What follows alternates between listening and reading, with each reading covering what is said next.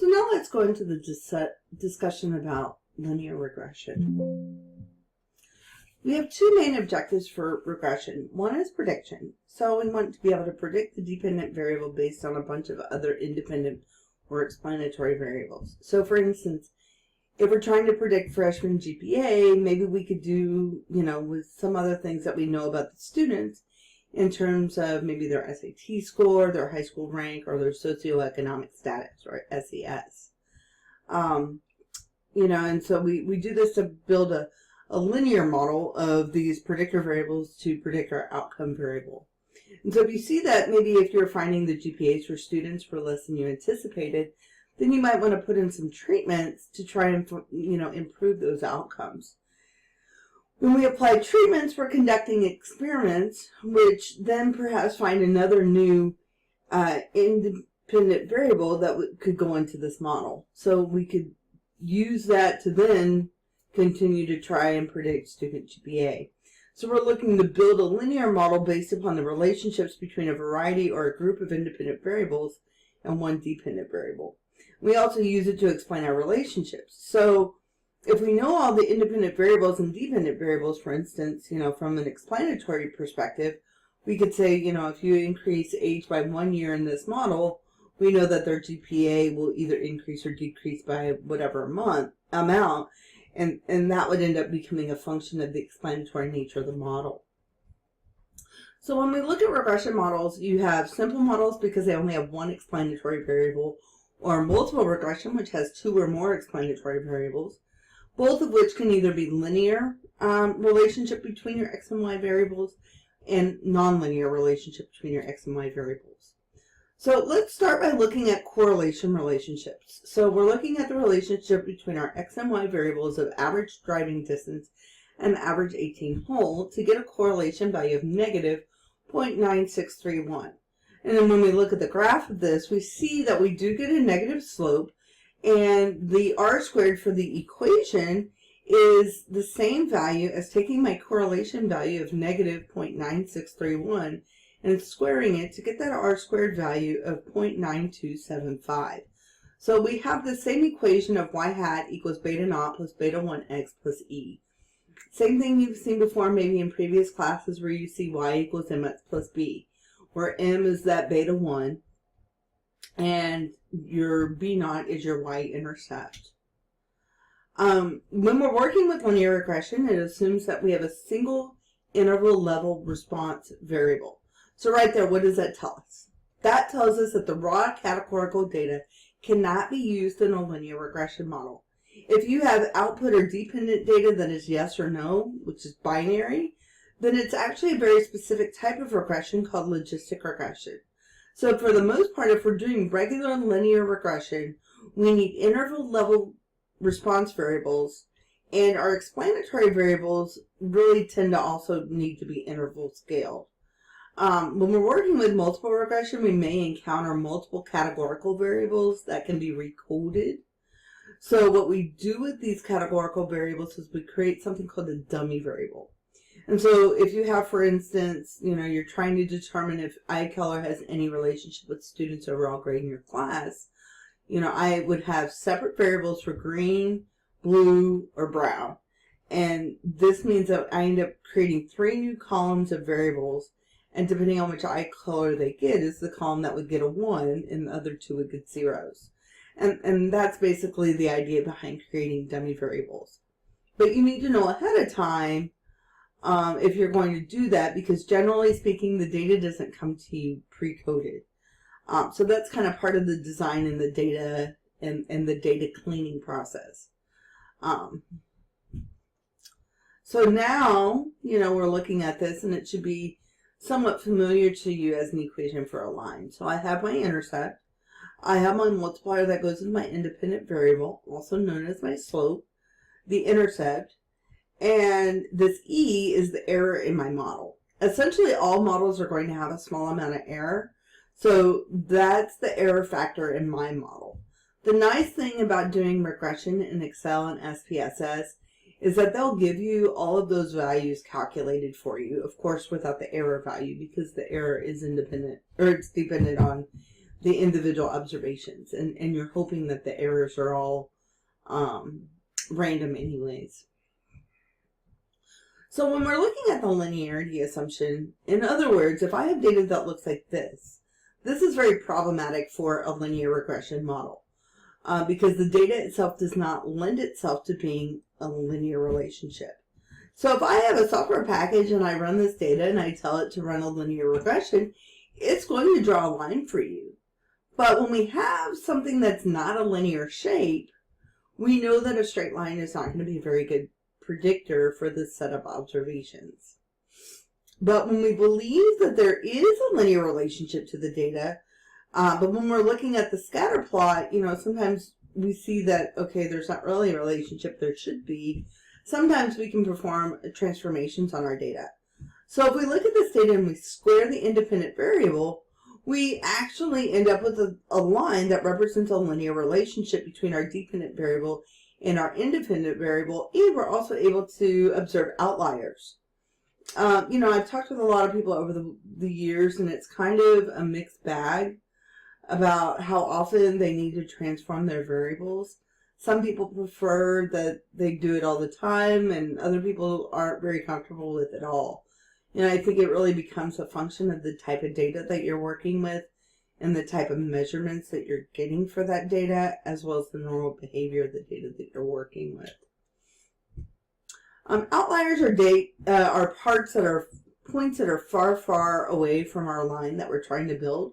So we have to understand what an outlier is. And, it's going to be we've got to look at whether or not that piece of data is really truly an important piece of data that remains, or whether or not it's a function of some error that happened in the data entry. If we eliminate the outlier, what's that do to our model? So you have to understand that in any instance with outliers, just because they're far away from the norm doesn't mean you need to get rid of it. A really good example of this would be looking at maybe sales projections for the late 2019, 2020, and then turn around and look at your sales projections for 2021, right? So we know that there was a disruptive event in 2019, 2020, 2021 that affected our economy. So are we going to throw those years out, or are those years now going to change the future behaviors of our data? And so that's something to think about when you're looking at whether or not you want to keep your outliers or if you want to get rid of them. When we're selecting our best model, that means that we have to look at a trade-off. Oftentimes we have to trade off between the accuracy of the model and the simplicity. Simplicity of a model is going to be important because when a model is incredibly complicated, it's just really difficult to implement. So we like simpler models because they're more applicable to the overall population, and it's just easier to work with. So think of it as if we're trying to build a model for improving employee satisfaction, and in our independent variables, we have things like benefits, work hours, work locations, configurations of the office, holidays, number of times you see the manager bringing pizza for the team. The more variables that you add to your model, the more difficult it's going to be to see how changing one observation for each of those variables actually increases the likelihood of improving the employee satisfaction. So the simpler model is going to give you a more straightforward answer. But sometimes you're going to have a complicated model, and it gives you a great explanatory power, but you can't explain it. So sometimes it's a lot easier if you just go with the simpler model. But you have that trade-off between the simplicity of the model and, once again, the accuracy, right? So if you have a simple model, it's likely that your accuracy is going to go down. We do tend to like our models to be highly accurate. But again, sometimes increasing your accuracy is going to increase the complexity of your model, and that might make it a little bit more difficult for you to explain to stakeholders. So depending on the problem that you're trying to solve, it could make it more difficult to actually implement your model. We have a set of assumptions that we need to be met, to determine if the resulting model is our best linear unbiased estimate, or blue, to describe the data. When these assumptions are not met, we run the risk of having biased estimates within our models. And what I mean by a biased estimate means it could be consistently predicting high or consistently predicting low for a particular parameter. And so we could look at Occam's razor, where we're looking at the simplest model is really the one you want to work with. So don't try and overcomplicate things just because I'm your professor and you're in class. I really do want you to go for the simplest model when you're trying to explain things. Let's go back to our blue criteria. So remember, when we're looking at we want unbiased estimates, right? So that means we have to have a linear relationship between our independent variable and our predictor variables. We need to make sure that all of the relevant variables are included in our equation. We have minimized the amount of error in our measurements. And then when we look at our error terms, our error is normally distributed. The mean of my error is 0. We have homoscedasticity. And each predictor is going to be uncorrelated to the other predictor variables. And that comes into the concept of multicollinearity. Sometimes we still have to keep things in that have multicollinearity, but we do try to minimize that as much as possible. So when we're looking at our simplest model, we understand the value that we're trying to predict in a particular model can be pretty problematic because anytime you have a horizontal line, this tells me I don't really have a linear relationship, so I don't really have a correlation in this particular model. Additionally, when your model gets more and more complicated, you run the risk of overfitting that model. And then again, the result of that being is, I want to say to perfect, it sounds like something that's really, possible. Well, when you overfit that model, you open yourself up to other issues that come about from trying to implement that model, if that makes any sense. For me, I think of overfitting like putting gas in my car, right? So like if you overfill your tank, right, I'm trying to put the most possible gas in my tank because I know I have a long trip and I don't want to have to stop again. We know that there are consequences to overfilling your gas tank, right? And so we don't really want to encounter them on but maybe on a hot day when you're trying to fill that tank and the gas expands because of the heat, right? And so you have to put a little bit more gas so that there's actually no room for error in your gas tank. And so now you've created that opportunity for your car to fail because you put too much gas in it, which doesn't make any sense, right? But your car to fail at a point from overfitting. And so just like your car would fail from putting too much gas in, your models end result also, when it's overfit, it ends up in a failed model. Another thing you might be trying to have a point less than 0.05. And so you might have things like false positives. So you open yourself up for an opportunity for the model to not actually give you the desired result because you've overstated your perfect model, if there's such a thing. So, you really want to go back to that simple model and try to minimize the distance between the observed value in the regression line, or that error value.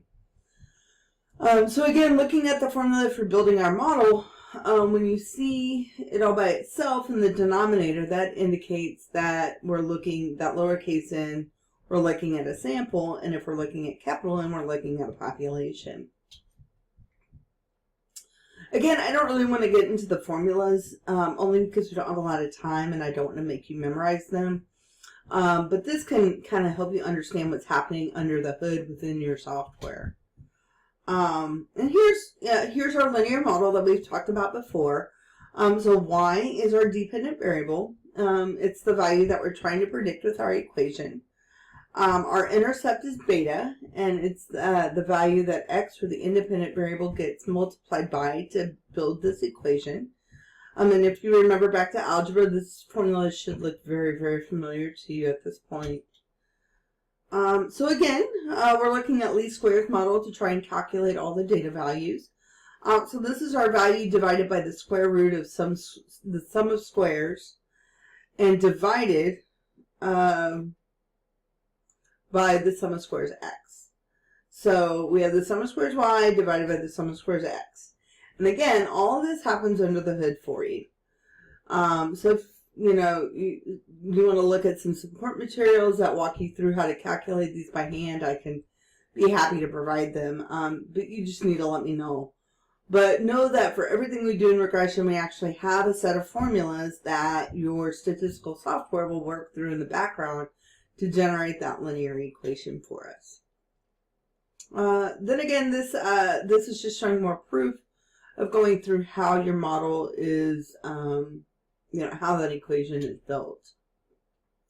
And so when we think about the analysis of variance that we have coming in, we have our sum of squares total, which is your total variability of your dependent variable.